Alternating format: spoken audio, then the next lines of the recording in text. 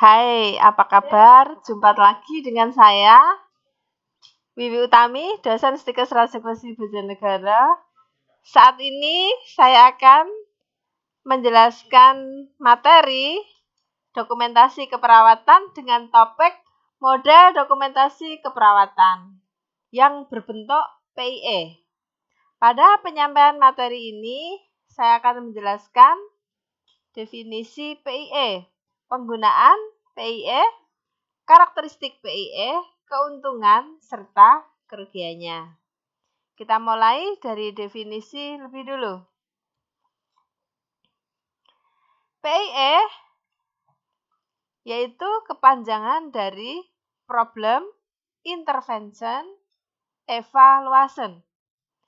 Adalah singkatan dari identifikasi masalah, intervensi, dan evaluasi. Sistem pendokumentasian PIE adalah suatu pendokumentasian orientasi proses pada dokumentasi dengan penekanan pada proses keperawatan dan diagnosis keperawatan. Di mana penggunaan PIE? Penggunaan format PIE dapat digunakan untuk asuhan keperawatan primer. Apa itu asuhan keperawatan primer? Asuhan keperawatan primer adalah asuhan keperawatan yang dilakukan oleh satu perawat selama 24 jam, bahkan dilakukan sampai pasien pulang. Nah, PIE ini cocok sekali untuk perawatan klien akut. Yang ketiga, pendokumentasian PIE tidak memasukkan pengkajian untuk apa? Yaitu untuk mencegah duplikasi informasi atau tindakan. Penggunaan PIE berikutnya, masalah yang kita dapatkan dari klien pada catatan PIE diberi nomor sesuai dengan masalah klien. Nah, masalah yang telah teratasi kita hilangkan dari dokumentasian harian. Dan masalah yang berkelanjutan didokumentasikan setiap hari.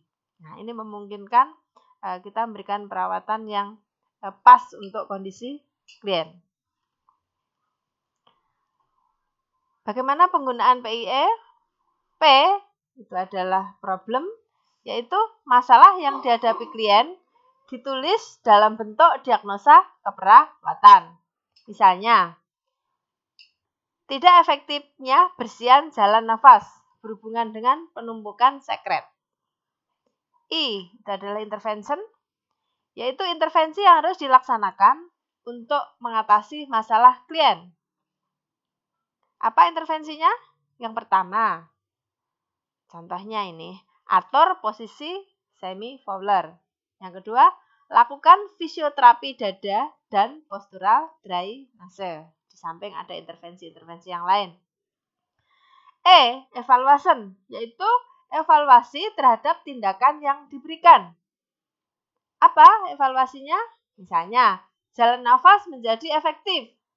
Jumlah pernafasan dalam 1 menit 16 kali. Suara nafas secara auskultasi vesikuler. Kemudian diakhiri dengan tanda tangan serta nama perawat. Berikut menginjak karakteristik PIE. Yang pertama, karakteristik PIE yang pertama yaitu proses dokumentasi PIE dimulai saat pengkajian ketika klien pertama kali masuk, kemudian diikuti pelaksanaan pengkajian sistem tubuh. Kapan pelaksanaannya? Setiap pergantian dinas. Nah, dinas kita kan selama 24 jam, kemudian dibagi menjadi 3 shift. Jadi ada di setiap pergantian dinas yaitu setiap 8 jam. Kedua, data masalah yang hanya dipergunakan untuk asuhan keperawatan klien pada jangka waktu yang lama dengan masalah yang kronis. Intervensi yang dilaksanakan rutin didokumentasikan dalam flowsheet. Kemudian catatan perkembangan digunakan untuk pencatatan nomor intervensi keperawatan yang spesifik, khusus berhubungan dengan masalah yang spesifik. Intervensi langsung terhadap penyelesaian masalah yang ditandai dengan huruf I dan nomor masalah klien yang relevan didokumentasikan. Keadaan klien sebagai pengaruh intervensi diidentifikasi dengan huruf E, yaitu evaluasi dan nomor masalah. Setiap masalah yang diidentifikasi harus dievaluasi minimal 8 jam atau setiap pergantian dinas. Berikutnya kita membahas apa saja sih keuntungan PIE. Ada banyak sekali keuntungan PIE. Yang pertama, memungkinkan penggunaan proses keperawatan. Yang kedua, rencana intervensi dan catatan perkembangan dapat dihubungkan.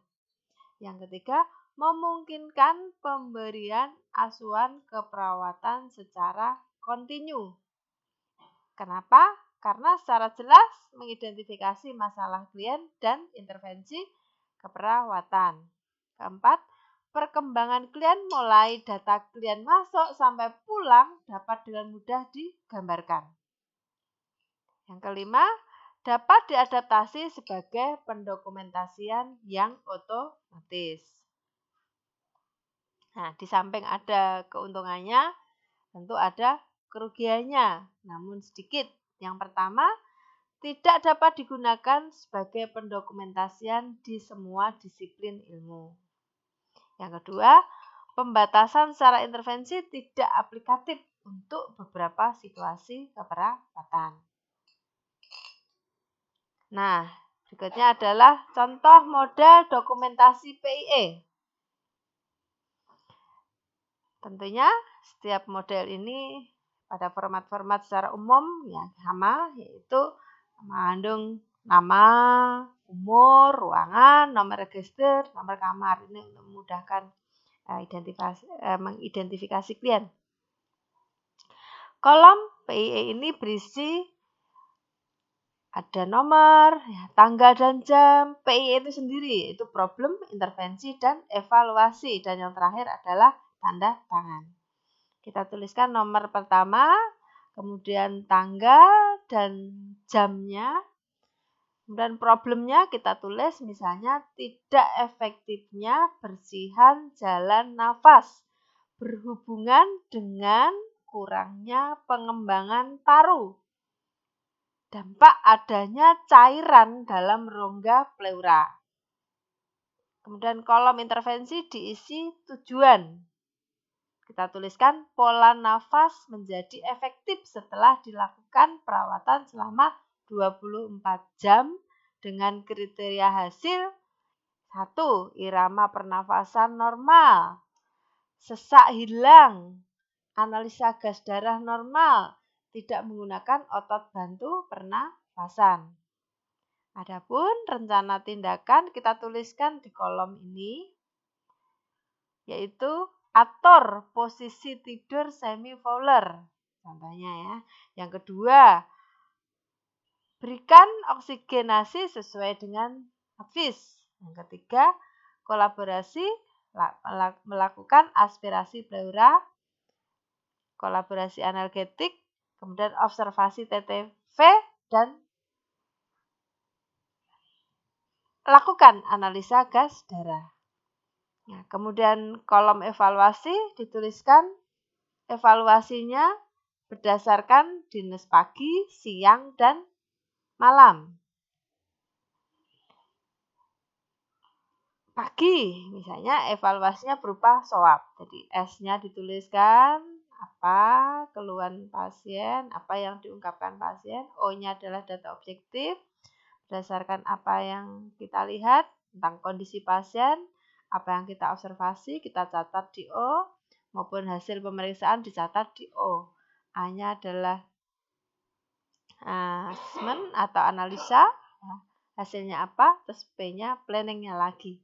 Kemudian untuk shift yang kedua itu siang juga melakukan swab lagi. Kemudian malam juga melakukan swab. Jangan lupa diberikan tanda tangan. Ini contoh pendokumentasian PIE. Berikutnya kasus atau paparan tentang suatu masalah. Contohnya ini pada hari Senin pukul 16, Nyonya H mengeluh sakit perut sampai pinggang.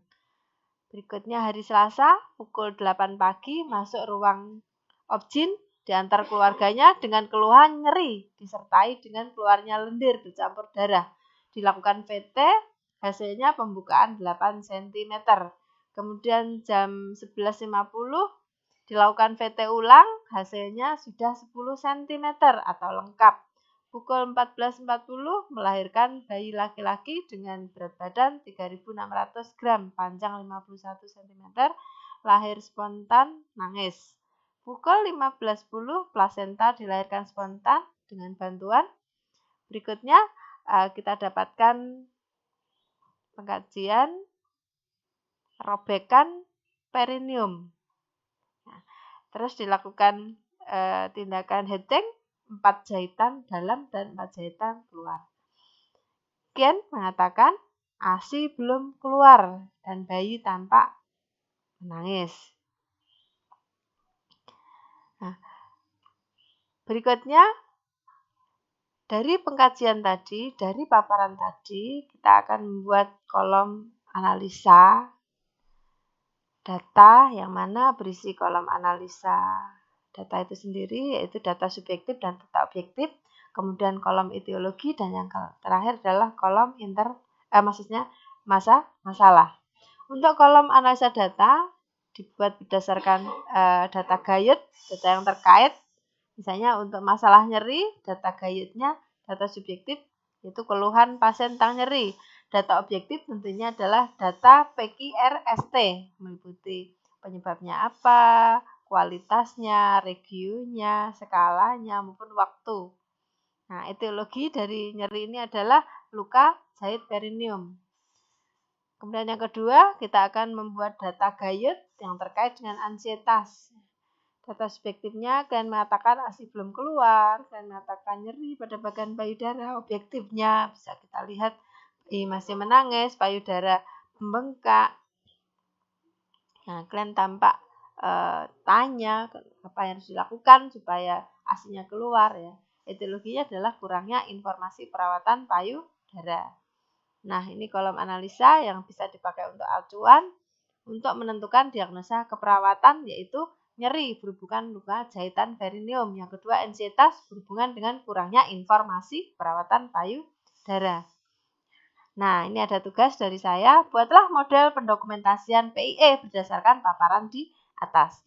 Untuk pengerjaannya bisa segera diserahkan, dikumpulkan secara online. Nanti akan ada informasi lebih lanjut dari saya. Itu yang bisa saya sampaikan, saudara sekalian, mengenai model pendokumentasian asuhan keperawatan yang berbentuk PIE, yang meliputi definisi penggunaan PIE, karakteristik, keuntungan maupun kerugiannya. Semoga bermanfaat untuk kita semuanya, untuk kalian yang sedang menjalani proses perawatan, dan bisa dimanfaatkan nanti saat melakukan asuhan keperawatan di institusi pelayanan kesehatan. Terima kasih.